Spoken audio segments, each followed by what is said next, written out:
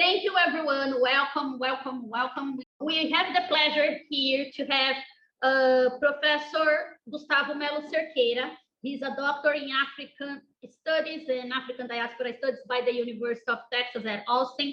Gustavo is also a babalorixá, an actor and performer. For those who don't know, babalorixá is a priest from the Candomblé religion, an Afro-Brazilian tradition. Right? He got his master's also at the University of Texas at Austin, graduated in law from the Federal University of Bahia. He worked with Teatro dos Novos and Bando de Teatro Olodum in Salvador, and with dos Comuns, Companhia dos Comuns in Rio de Janeiro. He develops research related to the Black body in the performing arts and presence from the intersection of theories and methods of Black studies, performance studies, sociology, and theater. He is currently one of the coordinators of PELE NEGRA, ESCOLA de Teatros Pretos. In 2020, he was approved in first place in the contest for a postdoctoral scholarship in the graduate program in performing arts at UFBA. Unfortunately, CAP suspended the registration of new scholarship holders, which has prevented Gustavo from starting his postdoctoral research. And for those who are following what is going on in Brazil right now, it's part of an attack from President Bolsonaro against humanities and sciences in general. Okay, so that's why the postdoc were suspended. And I ask you guys to help me welcome Professor Melo Cerqueira, who is also a great friend of mine. We were peers during our Ph.D. at the University of Texas at Austin. So thank you, Gustavo. Thank you, Daniela. It's really a pleasure to be here. And actually, we were cohorts. Yeah, we actually were part of the first Ph.D. cohort at the EUT Austin, the African and African Diaspora department, not the African and African Diaspora program. There was an African and African Diaspora program in anthropology, but in the African and African Diaspora Studies department, we were in the first PhD cohort, and it was really a pleasure to have the support of a friend, honest friend as Daniela. All right. So also, I would like to thank you all who are here with us today so that we can share and that we have this conversation. Special thanks to Tatiana. Tatiana is a beautiful friend that I have made in Brazil, especially these days of the pandemic. And we could do a few things together. And I also was sharing on my Instagram and everywhere that I was coming here today to this lecture. And so she decided to be here and witness this moment. So I'm really thankful that you are here with us. Okay. And you probably are going to help me with some info and some discussions we're going to have here. I'm sure of it. Yes, you are. I'm sure about it. All right, guys. All right, let's move on and let's go a little bit to some of the discussion we're going to have today. I know I do not have much time with you all, which is going to be awesome for many of you, but it's not going to be that much good for me because I really like to talk and share and keep just moving forward with this. So I'm going to share with you here first some of the slides that I prepared for today. And I'm also going to be sharing a little of some other things that I have in different tabs here in my Google Chrome. And I do that because I also want to share you some of the resources that can be useful for some of you in case you want to go deeper in some of the discussions we're going to have here today. So the title of this lecture is Embodied Blackness in Artistic and Ritualistic Performance. Well, I did make some adjustments to my lecture. Maybe the lecture is not going to reflect completely what's in the title. And that was not by chance, and it was not just something that I decided to do. I was just having a few conversations with Dr. Gomes, and we were thinking that, and it's very common to happen, that sometimes the course goes through different tracks when it's actually happening. And sometimes we need to go deeper in some discussions. So possibly the artistic performance in these aspects of performances are not going to be actually those that we are going to go deeper today, but I think that we can go deeper in some of Brazilian history, in some of the formation of Candomblé and some of the cultural aspects of Candomblé. And also there is another discussion that I think it's going to be very important to share with you all, which is the discussion of what we are calling here in Brazil, religious racism. So this is what we're going to do today. We're going to go through a little bit of Brazilian history, and then we're going to go a little bit of Candomblé, and then we're going to discuss a little bit of religious racism and some of the strategies that some of our Black communities are engaging with to fight religious racism in Brazil. I hope that's going to be a good discussion to us all. So let me also introduce myself to you. So my name is Gustavo Melo Cerqueira. I have a PhD from the University of Texas at Austin in African and African Diaspora Studies, also Master of Arts. In the same department, also a law degree, and also an actor and this kind of thing, right? But also I'd like to share with you a little bit of how I became a babalorixá.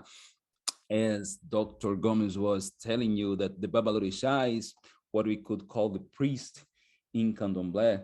And that was something that was kind of really surprising to me. I was not somebody who was raised in Candomblé, although maybe my whole family, especially starting from my grandmother generation and before her, lots of people belonged to Candomblé.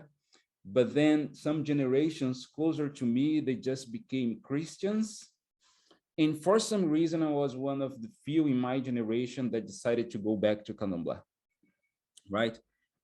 Some of what I'm gonna be talking to you here has to do with these conflicts and these movements of denial of some of our cultural identities, at the same time that we have the movement to resist to a certain erasure of our cultural identities and how we deal and what we do to engage with them, and why is that so important for us.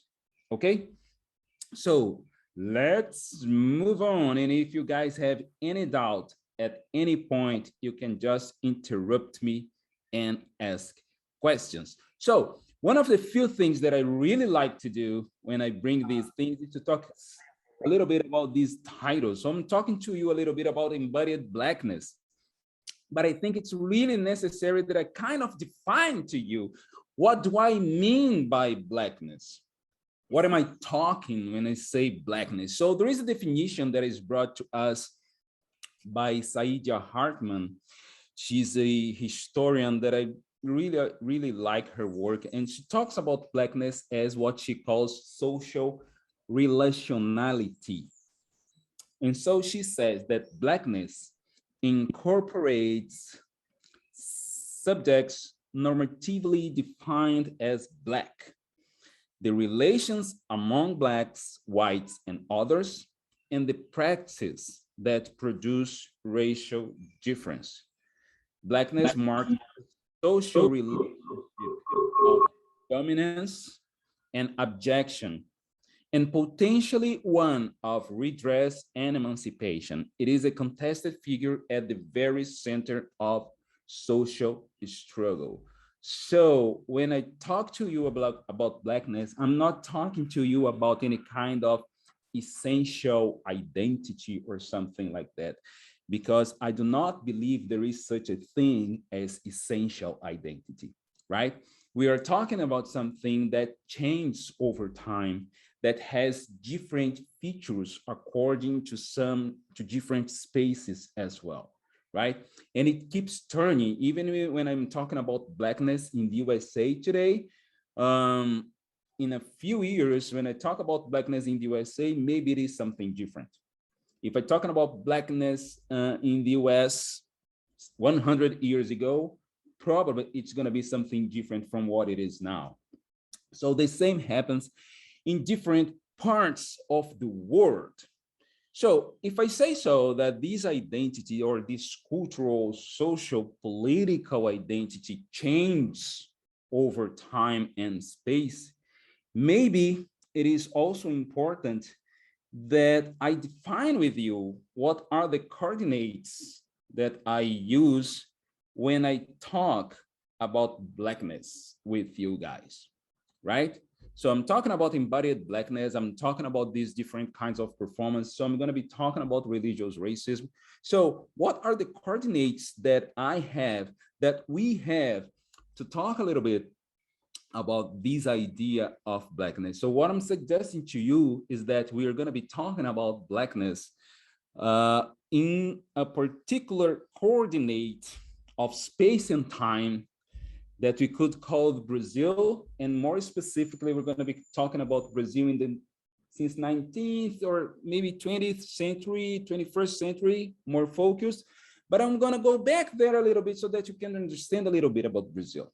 Okay, so I know that this discipline has a lot to do with Brazil. This course has a lot to do with Brazil, and I know that Dr. Gomes is talking a lot about Brazil with you all, but I don't know if we could have kind of 3 or 4 minutes to listen to you a little bit, if that's technically possible. What do you guys know about Brazil, and what do you guys know about Blackness in Brazil? When I say Blackness in Brazil, for example, this kind of expression, okay, let's talk about Blackness in Brazil. What do you guys know about it? They can hear you right now, and they can see you. They are online, so they are going to turn on their cameras, and you can talk straight to them, and they can answer you. Okay? All right, all right. So who wants to say something first? There's no right answer for that. There's no wrong answer.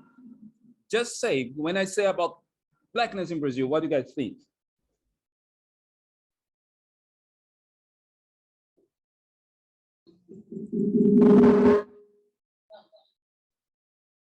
Yes, Julian, you're trying to say something? Come on. Yeah. It has lots of echo, right?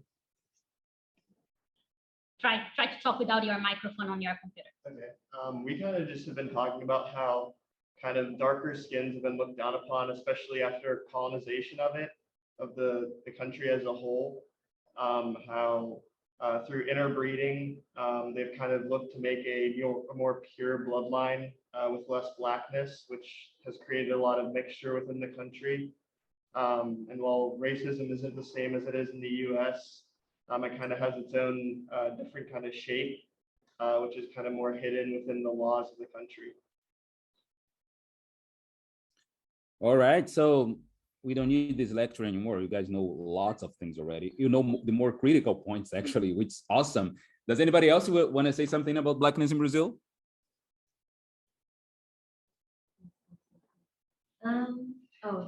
Just say loud. Just that, like Julian said, there's been a lot of intermixing, but also that because of the history of slavery in that country, that there is like a very dominant like Black community, especially compared to like other countries that had slavery. Awesome, awesome. And that's interesting when you say something about the slavery and the history of slavery, because I'm sure that I'm not wrong to say that this is one of the pillars of most of Western societies we know, right? Slavery is really part of how social relations are mainly structured in many of our countries, right? If that's true in the US, it's even maybe stronger, although different here in Brazil. And I'm going to show you a little bit about that and why I'm telling this to you. So I'm stop sharing this a little bit right now so that I can come with another document. And we are going to be talking a little bit about that. So you guys can see this map right now, okay? All right. So I was showing everybody here before that this is where I'm talking from, right? Kind of these buildings right here, right?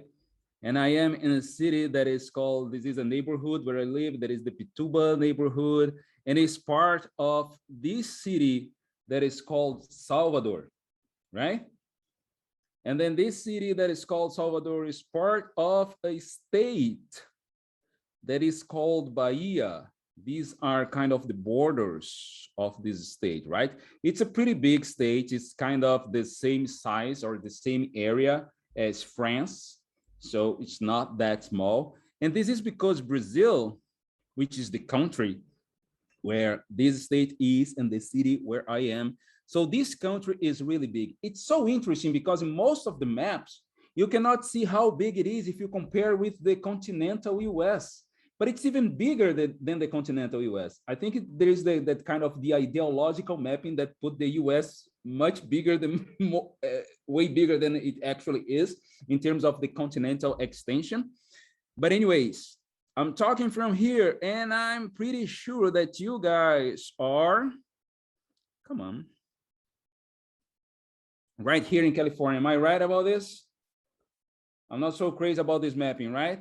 And I think this is really useful. So we have here US, this is the place where we studied, Daniela, here is California, this is Brazil, Bahia. And there is this small country here named Portugal that I'm pretty sure you all know about as well, right? And all these different countries that we have here in this western part of African continent, like Nigeria, like Togo, Angola. So these countries are really, really also important when we are talking about Blackness in Brazil as well. In the same way that Portugal is also extremely important when we're talking about Blackness in Brazil. So I think that most of you know that this country we had different ethnicities and different population here with different native people that lived here. So there is a moment that these people from this particular country, they start coming here,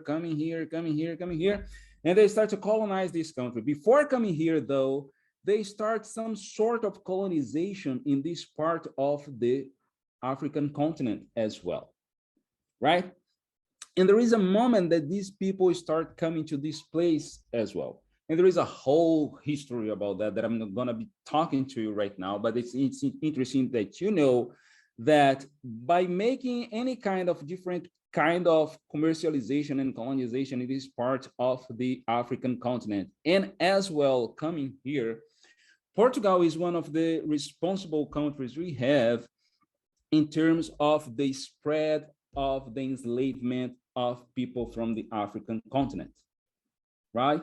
The expansion of that enslavement, because slavery or enslavement is kind of part of the human experience in a sense, but in the ways in which it becomes part of the economic power of a particular country, that's something that did not have precedent in history at all. It never happened the way it happened at this point. Because what I'm talking to is that these people here, when they enslave these people from here to bring to Brazil, they're not doing that to bring kind of labor force to this country. What they are doing actually is that they are treating the people from these countries as commodities, as things to be sold. And I'm telling you this because lots of historians already talk about that. So these people from here, they start to hire lots of people from the Netherlands. And these people from the Netherlands could come to this place here to plant sugarcane, for example, right? And so sugarcane was so important here, but these people from the Netherlands, they could not hire people from Europe to come and work here. They had the obligation to buy enslaved Africans to come here and do the job. Why? Because most of the economic power of Portugal at that point depended on selling these enslaved people to this space. And they became way, way, way, way powerful because of that. Let me stop sharing this so that I can share another and different tab with you all. So there is this website here that is called slavevoyage.org. It's really important resource if you guys have any kind of interest of understanding more of the economic power of slavery, transatlantic slavery.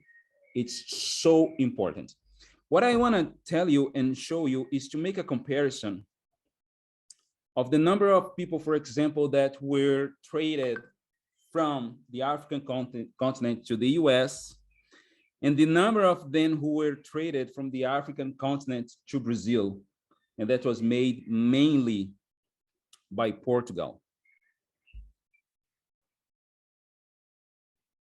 You can see here how many people left from the African continent in the period of 25 years, right? And how many of them actually started alive in the US. And you can see that the total number, and this is an estimate, it was less than 300 enslaved Africans directly from the African continent to the US. Of course, that many of them came from the Caribbean to the US because there was also the intra-American trade, okay? But then I'm speaking specifically about this transatlantic slave. It was less than 300 enslaved Africans who went to the US. Take a look at Brazil. How many in the interval of 25 years, how many of them were enslaved and taken to Brazil, and how many actually arrived? That's a huge difference, right? It was more than 5 million enslaved Africans actually disembarked in Brazil, in comparison to a little bit more than 250,000. This is huge, especially if we consider that it is estimated that the number of enslaved Africans along all these 3 centuries of transatlantic slave trade, the total number is estimated in 9 million. More than a half went to a single country, which is Brazil. And that's why not only Black culture is so important in this country, but that's also why slavery becomes part of the social relations in this country when they relate to Blackness as well.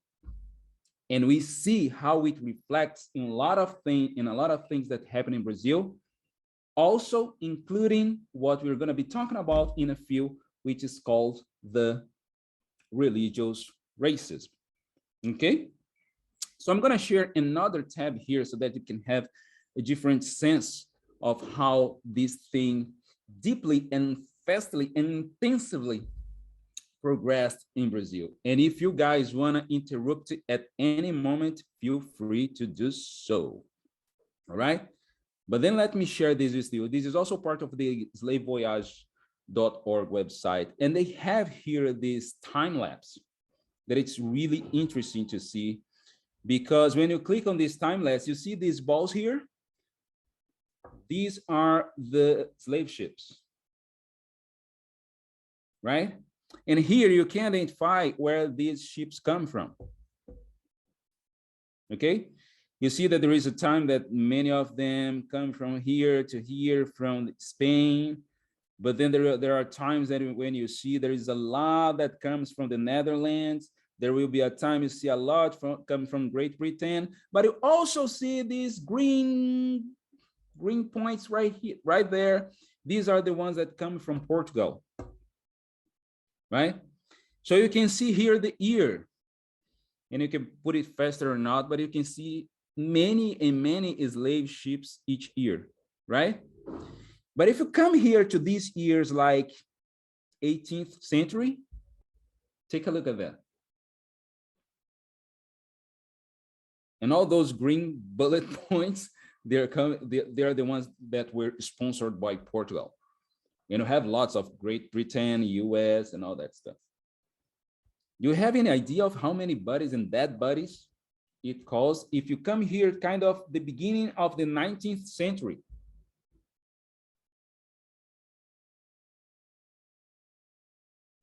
And then you come to mid 19th century. Never stops. So even if you put here at this point, you can see that lots of them come to this particular space here. Can you see? I don't know if you remember from the first map, this is the city where I live in, Salvador. That's why Salvador is considered the largest Black city in the world outside of Africa. Kind of 80% of our population is Black. It doesn't mean we have power. It doesn't mean we have money, but that's another discussion. All right? But at the same time that these guys, and I was talking to you that these guys at the same time that they were making all those transfers of us as if we were commodities, if we were just things, they did not consider us human beings. On the opposite, they tried to justify everything they did against us by saying that we were not humans or we were less humans or all that stuff. But that's not the class we're going to be taking today. The important thing is that no matter what they were talking about us, it doesn't mean that everybody, every time they put our bodies in those slave ships and brought to Brazil, that we just forgot our culture, just forgot who we were, right? So every time they were bringing those many enslaved people to this country, no matter how violent they could be against us, and they had very strong symbolic and material violent strategies against us, no matter what, we could bring our culture in our bodies. And that's why there are so many studies, especially in the performance studies, that go deep on the body. The body, as the Professor Leda Maria Martins, which is a great, fantastic Brazilian scholar, she used to say that the body is the place of memory. There is another scholar, Julio Tavares, who also says the same thing. The body is the place of memory and power. So it's because of what we could bring in our bodies, in all the memory that our bodies could carry on, that we're also able to arrive in Brazil and sustain and recreate the same ancestral culture we had in the African countries. It doesn't mean that we did not lose lots of things in terms of our historical records or familial records and this kind of stuff. Of course, we all suffer a lot about that. And I know that Dr. Gomes had already taught you something about that and how some of the organizations, some of the Black communities and organizations we did in Brazil became so important to us because they could also sustain what many of us did not have anymore, like kinship, family. And so those Black organizations were really important to that. So during that period of slavery, it's not only a matter of pain and suffering, it's also a matter of resistance, because that's also something that we brought in our bodies. So when I say that we brought the culture in our bodies, I'm also saying that we brought our political culture as well. That's why we could do some quilombos. And I know that you guys had already a class with Dr. Davi, who talks about the quilombos. So we had those organizations when we could revolt and we could run away from those plantations and we could find the spaces where we could have our own cities, our own kind of states with our rules, with our traditions. So we have the quilombos, we have different brotherhoods, fraternities, different forms of Black organization, not a single one. But one of the forms of organizations that we also had was candomblé. And logically, obviously, with different names across the country. But this name candomblé is now the name that is the more general names to designate this kind of cultural organization that I can tell you it's way more than religion. It's the kind of organization where we can find some of our memory. It's a space where we can understand a little bit how our ancestors could speak, sing, dance to our ancestors. Our ancestors could do to their ancestors. And as we can do for all of them nowadays. So candomblé, and there is another Brazilian scholar, and his name is Muniz Sodré. The idea of the terreiro that I'm talking to you is the name that we use to designate the area where candomblé is practiced. So the space of the terreiro is so important because of the social relations, because of the internal hierarchy, because of the songs, because of the way we behave, because of the knowledge and the particular pedagogy that we preserve in those spaces.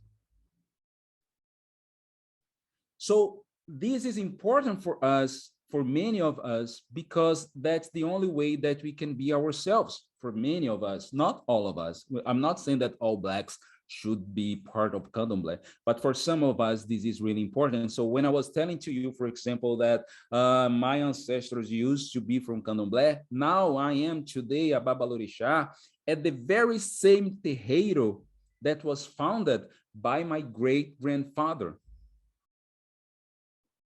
If I can preserve that history for my children and for their children, one day they will look back and say, well, this place was founded by my great-grandfather. And I know that lots of white people are able to do that, but I can tell you, at least here in Brazil, I don't know many Black people who are actually able to look back and see beyond their great-grandfathers, parents, sorry, right? So having this historical past, this historical subjectivity is really important in the modern world we have today. That's why it's also extremely important for us to have Candomblé and to preserve Candomblé and to be able to practice our faith. I'm gonna share with you all just a very short video because I already know that Dr. Gomes talked to you a lot about Candomblé in one of the classes that you guys had. I'm gonna show just a few things about Candomblé to you all so that we can jump into the conversation about religious races, okay? So what I'm sharing here to you is a video of a celebration of Candomblé that happened last year. So you have a very, let's say, up-to-date context of what Candomblé looks like nowadays, all right? That's not the place where I belong to, where I was initiated, but it's a very respectful place that I think it's really good for you guys to know, all right?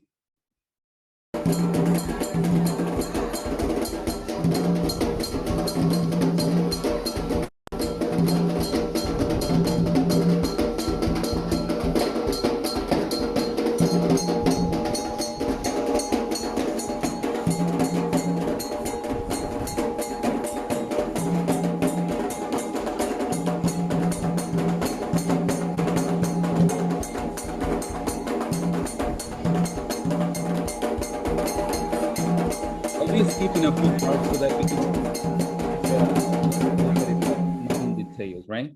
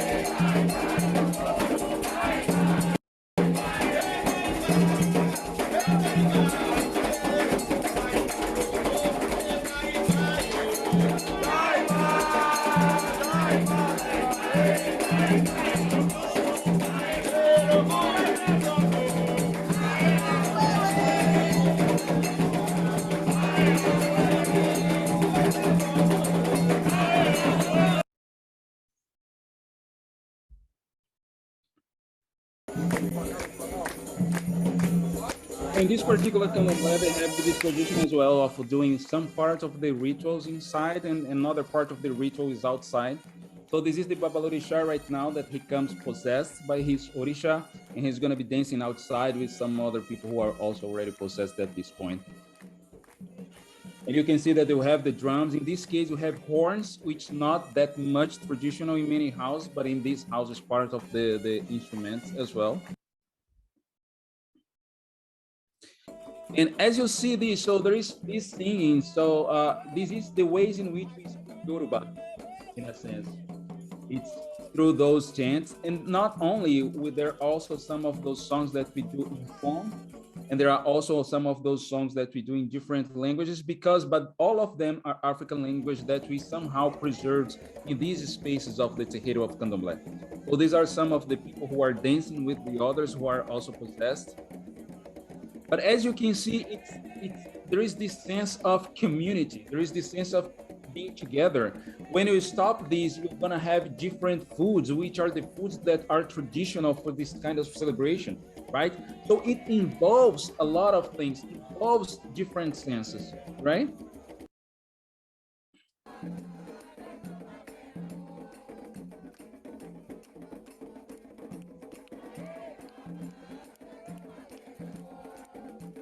So I decided to show a little bit of this to you here so that you can have this sense of how important those things are for us. Because at the same time that I'm telling you about how important these are for us, and I could show from other houses, but I'm not going to do this for the sake of time. At the same time, it's been really hard for some of us to have to deal with something. If it is so important for some Black people, for some of us, why this is also so intensively discriminated against? That's one of the points. And of course, that many of us will have different answers for this. And my answer for that would be, well, anti-Blackness, the idea of anti-Blackness could explain this better. Even if you consider that many of that different forms of violence that we suffer comes many times from Black people as well. But what happens with us is that if this is so important, why this is also so battled? Let me get back to these slides so that we can keep talking about this. So I described to you a little bit of the idea, some of the history of Blackness here in Brazil and some of the history of Candomblé here in Brazil and a few characteristics of it. It's really a religion that we are focused on the ancestors and the self-development as well, but the self-development that is made in collectivity, right? But then there is this idea right now that we are talking about with the idea of religious racism. The term religious racism highlights the racist or racial aspects of religious discrimination and intolerance. The term indicates the racial dimensions of religious history in Brazil and points out how racism is frequently exercised under the guise of religious intolerance. Blacks are not the only targets of religious racism, even when we talking specifically of the violence practiced against devotees of African religions. However, there are two fundamental reasons the term remains pertinent. First, even when acts of religious intolerance are practiced against non-Black devotees of African religions, those acts usually result from racially charged stereotypes of rituals, ceremony, and behaviors of African religions devotees. These stereotypes are based on a general idea historically constructed since the arrival of enslaved African people in Brazil, that such rituals and ceremonies worship the devil or are intended to harm other people. Second, most of victims of religious racism in the case of violence practiced against devotees of African religions are Blacks. It is important, however, that the focus on racism does not overshadow other vectors of oppression in religious motivated violence, such as gender, age, sexuality, territory, and social status. So when we here are talking about religious racism, we are talking about something that has been constructed for so many years, centuries, probably even before the arrival of the enslaved Africans to Brazil. Their bodies, their religion, their culture was already being demonized from Christianity, but more specifically from the Catholic Church since Europe, right?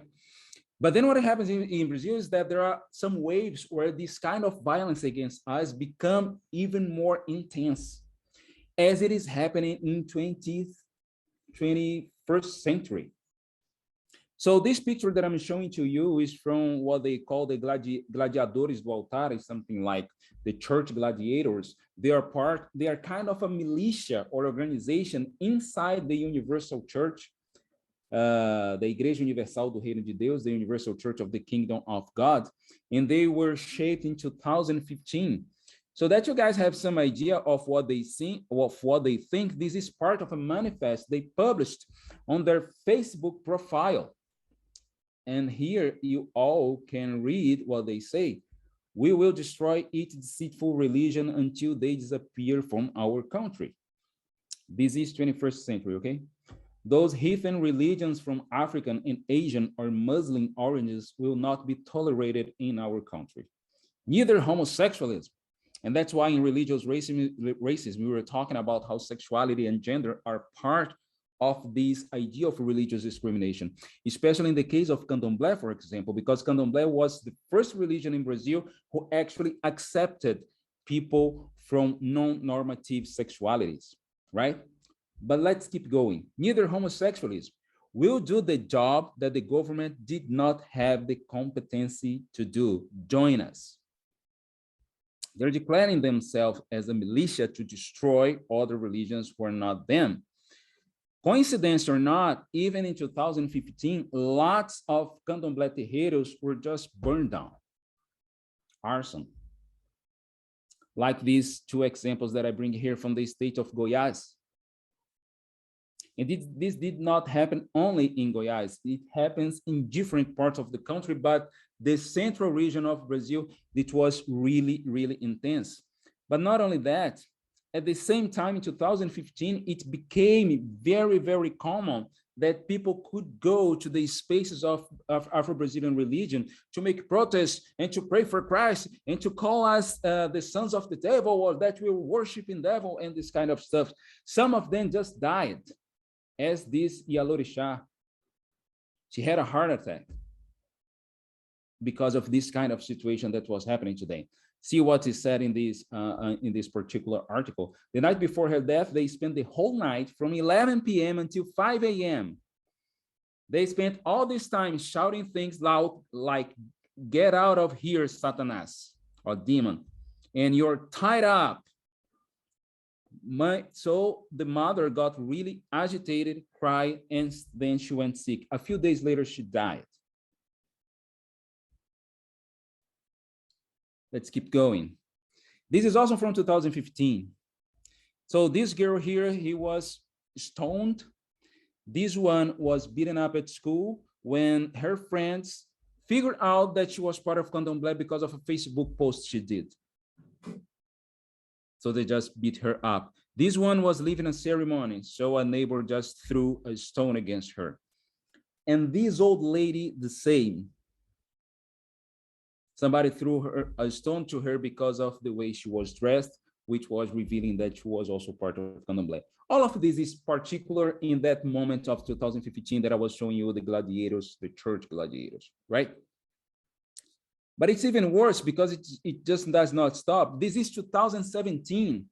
This is a video. I'm not gonna be able to show this video to you because of time, but in this video, do you know what is happening? This lady here, she's breaking everything in a Candomblé house. The thing is that this is her Candomblé house. And she's doing that because there are lots of criminals with guns pointing that to her and saying that they would beat her up and kill her if she did not destroy their own house, sacred house. The same happens with this guy here. You see that even the shirt he's using with the face of Jesus Christ, he was imposing. We have nothing against Jesus Christ. The thing that he was imposed to use that. And this is 2017. In 2017, lots of criminals, part of the drug traffic in Brazil, they became neo-Pentecostal evangelicals. And so they started to push away people from their territory who belonged to Candomblé and Umbanda religions. These images, I can share them with Dr. Gomes, and you can watch them later. They are really strong. There is a moment that he shows a baseball bat. The guy who's shooting, he shows a baseball bat with the name Dialogue. They're making irony of the violence they are making. And he's saying, this is just dialogue for now. Next time I'm gonna kill you. And the guy was forced to destroy part of his candomblé house. And even nowadays, we are in 2021, and there is another link that I'm not gonna show you for the sake of time, when we have lots of people still invading our houses and burning them down. And the worst thing is that they feel that so safe to do that, they just record that and just post on Instagram, on their own profiles on Instagram, and letting people know that if they need to do something like that, please contact us, and we're gonna do that for you. This is the kind of violence and situation that we are still having to deal with. This does not mean that we are not reacting. There are lots of different organizations and meetings that we are making. Today, after I finish here, I'm gonna have a meeting in a couple of hours with people from Candomblé to talk about lots of things that are happening all over. Ileo Miojuaro, which the place where I was initiated, is one of the houses that is doing lots of different stuffs, especially gathering lawyers that can talk about this situation and that can help us to find some state support to stop that kind of violence. We're also doing some publication, as you guys have a text that is authored by me, by myself, and Dr. Daniele Boas.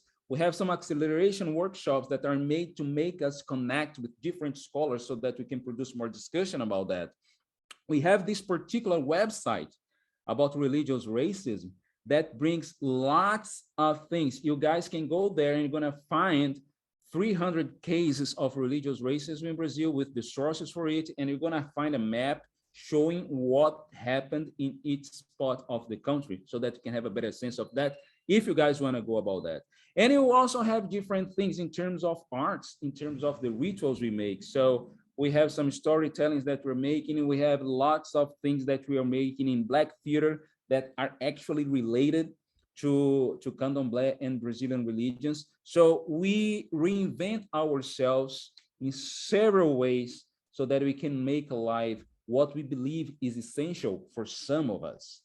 We're not imposing Candomblé on all Black people and on everybody, but for some of us, that's really, really essential that we can preserve that.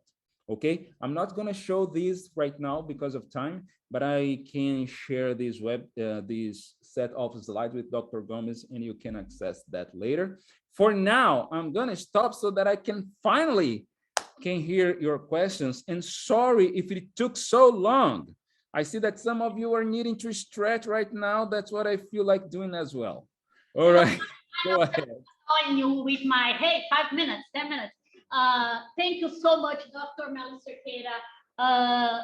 Afro 300, it's very interesting here in what you have to say. We had a huge class about that on Tuesday, and I will request you to come back because actually we have another class on Black performance in a couple weeks. And they are going to read your article, Embodiment and Black Performance. And if you have the time, I would like to extend the conversation for Black performance for that day and focus today on religious races. So for then, I asked them some assignments, and I will ask to send those slides to us. If those of you who are in the audience want to have access the video, it's going to be on the Brazil Center YouTube soon. I send you guys the link. But Afras 300, do you have questions for Dr. Cerqueira? Please open your notebooks, show your face, introduce yourself, and talk about your major, just name and major. And please mute your microphone, but speak loud so he can hear you. Okay, you can just stop if you want to. You can remove your mask and speak loud, or go to Julian's computer and he shows you. Huh? If you want to ask a question, just show up with someone else's camera if your computer died and ask your question loud. Any questions, guys, from here? This is a class for you. The guests are going to ask after you, and we have only 10 minutes, so let's go. Okay, Anthony, you can remove your mask and speak loud, please, because Your mic is not working, so you need to tap on my mic. I'm Anthony Williams from the major in social work.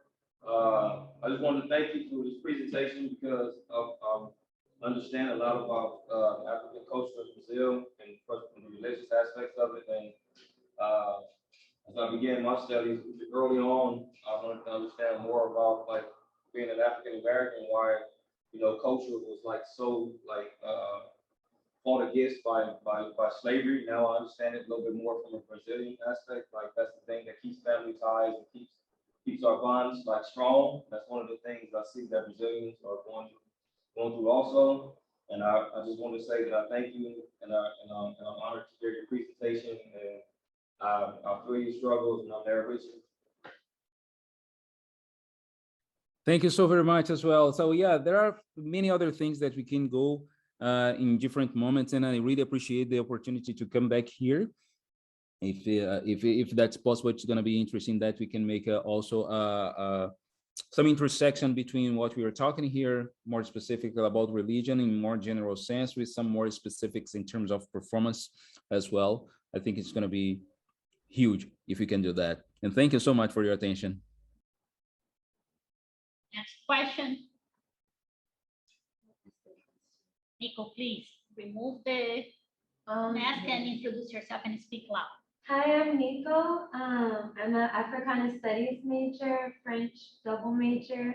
I wanted to ask, so like there's a lot of similarities, like parallels between like the struggles of like a Black religion in Brazil, of course, and here in the US as well.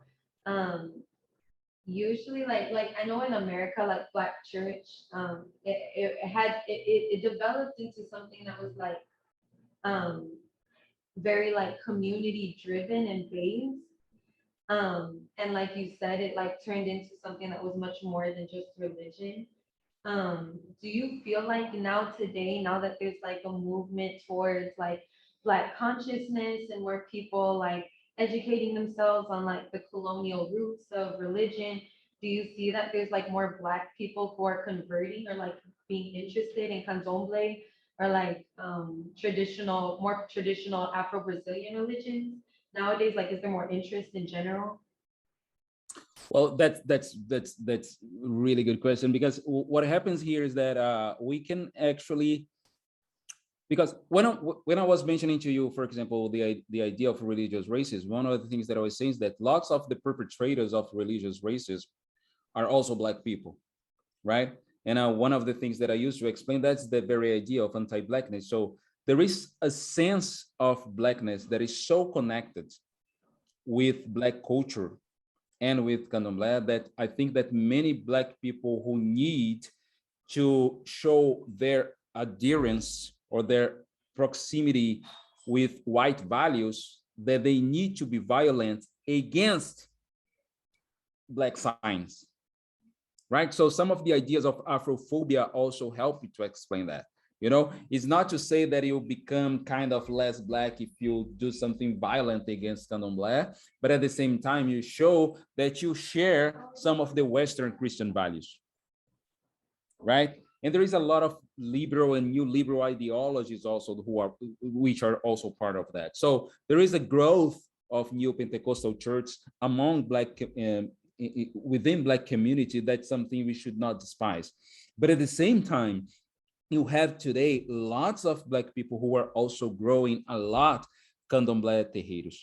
And not only Black people, which is also something really interesting. You have lots of white people who are also part of candomblé terreiros as well. And that's not something new, right? So many European anthropologists that came to Brazil, especially in the phase that there was a phase that these anthropologists could just see us as something kind of sick. But then there was a moment that says, no, that's not sick. This is civilizatory of Brazil, right? These are some of the cultural paradigms that are part of Brazil, and we need to understand them better. So lots of them just became initiated in candomblé as well and became part of it, right? So I would say to you, so if you come to Brazil, if there is something that's really deep in terms of the symbology, philosophy, and all that stuff that is part of our culture, sincerely, I'm not saying this because I am a babalorixá, but I think that candomblé is one of the richest things that you can have here in Brazil to actually understand history, culture, cultural identity, belongingness, all that thing, ancestry, in a huge ancestral philosophy as well. So many people now in Brazil with the idea of Black consciousness, and also because of affirmative actions, we have lots of people going to college, lots of Black people going to college in Brazil that they would not have the opportunity to do 30 years ago, right? Because you guys have affirmative action for so long, and it's still disputed, right? There are also lots of judicial questions because of that. But here in Brazil, this is something really new. It's something like from 2003. So it's less than 20 years of affirmative actions we have here. But we already have some effects of that in the marketplace and also in terms of Black consciousness as well. So yes, we have some growth of candomblé religions in spite of the violence that we're still suffering. Thank you, Nico. Anyone else before I get space to the audience? I have a question, Julian, Nico, Kobe? No. Okay, so guys, you are there watching us. So you have a question for Dr. Melo Cerqueira. Please ask your question. Gente, que está no Brasil, que quiser perguntar em português, eu posso traduzir. Eu tenho tempo agora para mais uma pergunta. In my bossy way, never changing, right, Gustavo? One question. Okay, guys, does anyone have a question? Open up your mic and then I can hear you. Pode abrir o microfone e perguntar, gente, se vocês tiverem alguma pergunta, uma só. They are shy. Okay, I have a question for you, Gustavo, because they are shy. Yeah, no, my question for you is actually two questions that you can answer. One, those of us who are Black Brazilians and are not part of Candomblé terreiros and are actually still professing Christianity, what do you think would be a way to be allies? And I already have some ideas, but I would like to hear from you. And number two, with the increase of white Brazilians being part of the Candomblé experience, do you think this tends to be a less African religion with time? And plus with that question, do white Brazilians who are part of Candomblé suffer religious racism as Black Candomblé practitioners? Yeah, well, I don't think that it becomes less Black, because even when we have some increase of white people always participated in Candomblé at least from mid 20th century, but they never became majority, right? So there is a community element in the development of Candomblé that many non-Black people cannot carry on, right? It's really like something cultural of being more with the individualistic sense. So you go to the community, it's okay, the community, but when we really need to stay in the community and with all the challenges we need to face them, some of them just keep moving away. So white people have always participated in Candomblé, but they never became majority, and I don't think they will ever be majority, for even really for cultural values that we have.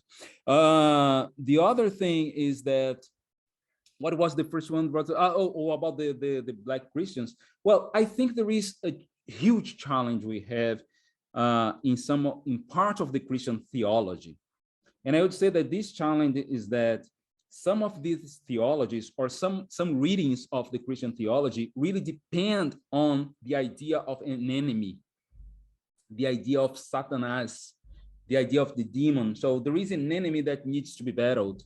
The thing is that the Christians, white Christians from centuries ago, they projected that enemy upon us, upon native people, right? So we need to change and to shift that. First, I don't think we have an enemy that we need to battle. That's the first thing. So that's one of the things, the first thing that should be revised, let's say this. But the other thing is that if there is an enemy, it's not us. Candomblé is not witchcraft. Candomblé is not something that people do to kill other people, or I'm going to do this to be rich. So I'm going to do, so now you're going to have a spirit like a demon that's going to be walking with you and will be solving all your problems as if in the end of the day, that devil would get your soul. That's not part of our mythology. That's Western mythology. That's not part of us. Some people just project that onto us and they think that that's what we do, and that's not what we do. And some people do that and they say they are doing candomblé, but that's a lie. Candomblé has nothing to do with it. So if there is an enemy to be battled, if there's an enemy that should be destructed, it should not be us. We should not be looking to ourselves, because when I see Black Christians, I see myself as a Black person. We should not be looking to ourselves as enemies. But nowadays, many times I look at some Black Christians like, okay, let me be prepared because I know what they think of me. And that should not be the relationship we should have with one another. So this needs to be revised. And I'm telling you, part of that comes out of this historical projection that everything that is evil should be projected onto African-based culture. Thank you so much, Professor Melo Cerqueira, for coming. Thank you guys for joining us today. It's a pleasure having you here. It's a pleasure to having you attending my class as well. This video is going to be available at the, let me see again, digitalbrazilproject.com. It's going to be available there, and it's going to be available on YouTube. Our students are going to have an assignment to do, so you are sending me your PowerPoint, and I am going to talk to you in person or privately for us to schedule the second part of this meeting. Thank you so much. And one thing that I have been learning as an activist in Brazil, and those who know me, for those who don't know me, I am a Christian by born, called evangelical in Brazil, which I hate this name nowadays, but anyway. And one thing that I learned as a Black activist is that even if we don't practice candomblé or Bando or any other Afro-Brazilian tradition religiously, we have to respect the memory and the importance of candomblé as a religion for our survival as Black people.